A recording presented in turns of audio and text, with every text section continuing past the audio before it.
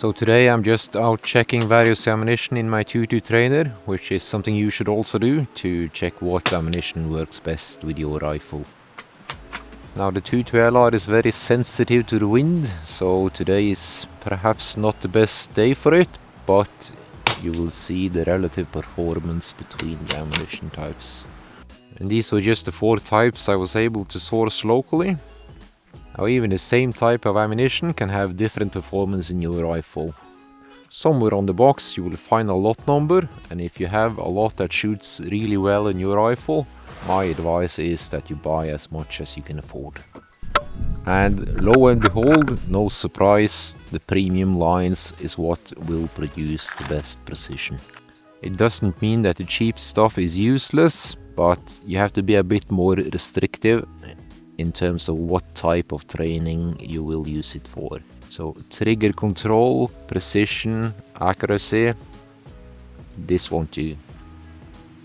So this here is a perfect example of proper use of the cheaper ammunition. It's precision work, and I'm satisfied with a hit or a miss.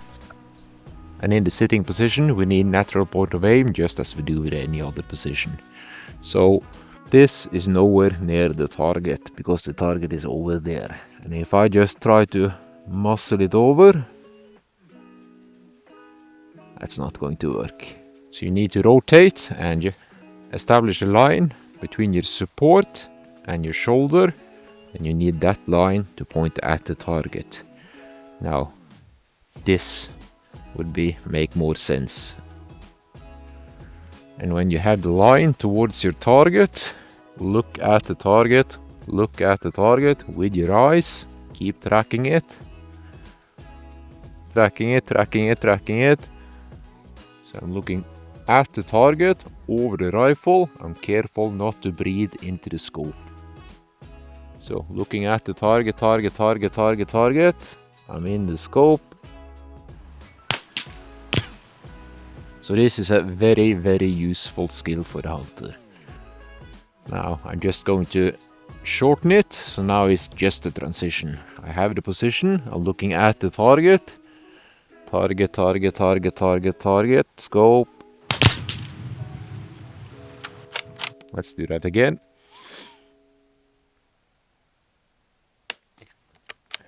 Miss.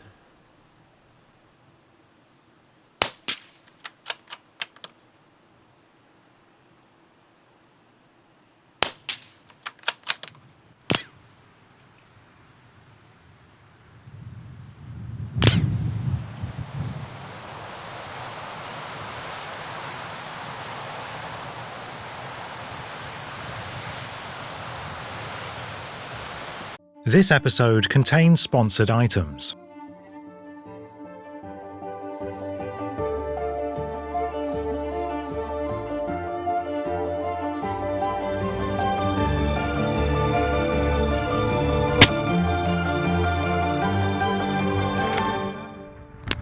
Before you go, subscribe, like, and comment.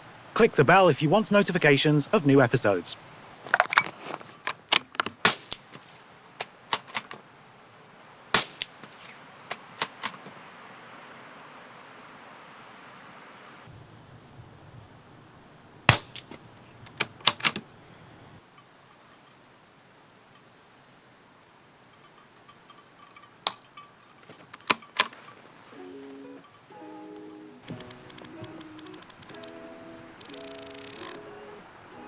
That's the target. That target is 2 MOA.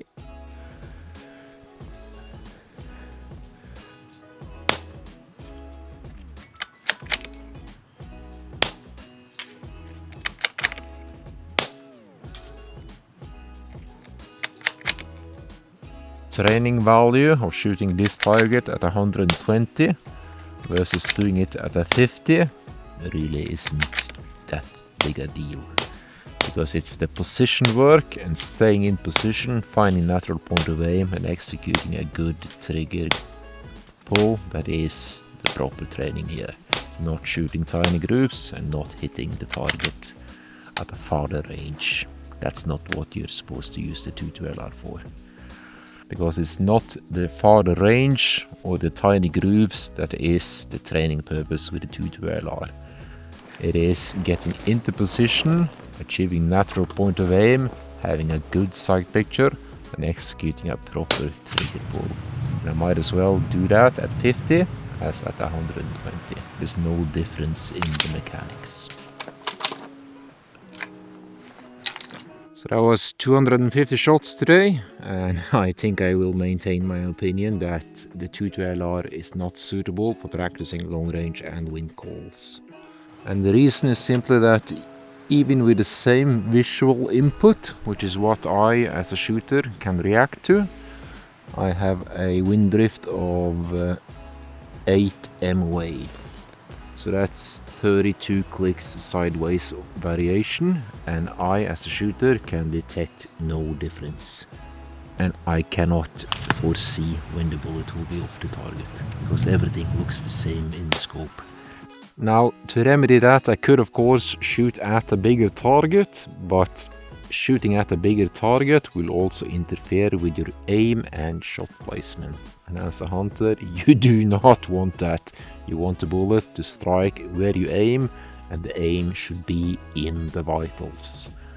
So everything we are doing now is conditioning you to shoot at a very small area and to shoot very precisely into the vitals. So long range and wind calls, the 212LR, nah, I don't think you're going to move the needle too much that way. And another important lesson for you is that different ammunition will perform differently in your rifle. And that's really very, very basic. Everyone understands that principle. But even though you have very good ammunition and not so good ammunition, there are exercises you can do where the difference in ammunition will not impact the training outcome, meaning you will have same value of the training.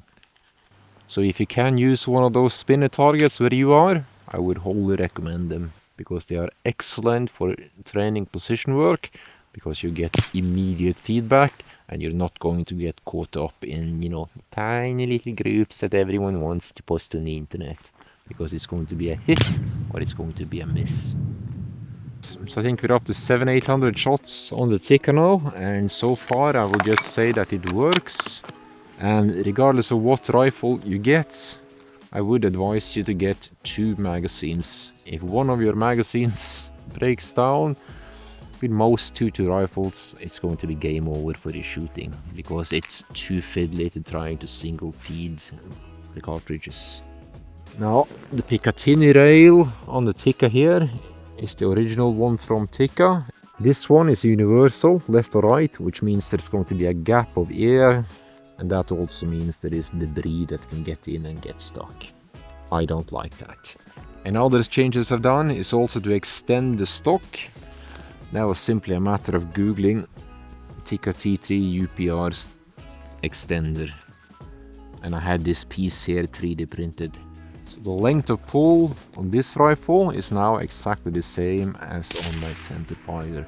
And as you can imagine, the training value, what I'm doing with this, will be even more relevant, because the handling is even closer to identical.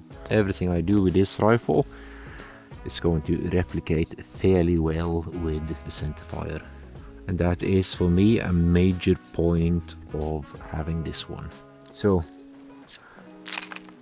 the 212LR is quite cheap, and with the right ammunition there's a very low report, there's no recoil and there's no noise, so it's a very good training tool. I was asked by one of the viewers if I considered the 223, and my answer to that is simply yes, I have, but the cost would double compared to my 6.555, and also I would have the same problems with the barrel heat and the suppressor heating up. So even though I would have less recoil, I wouldn't really remove any of the other problems that I would have shooting the centerfire. So there wouldn't be a big enough difference, or rather for me, there wouldn't be a big enough difference between a 223 trainer and 6.555. Because a 223 trainer would be good, and the ballistics would be more or less the same as the copper bullets I'm using for hunting. So, for example, shooting at range and doing wind calls would be more precisely replicated between those two calibers.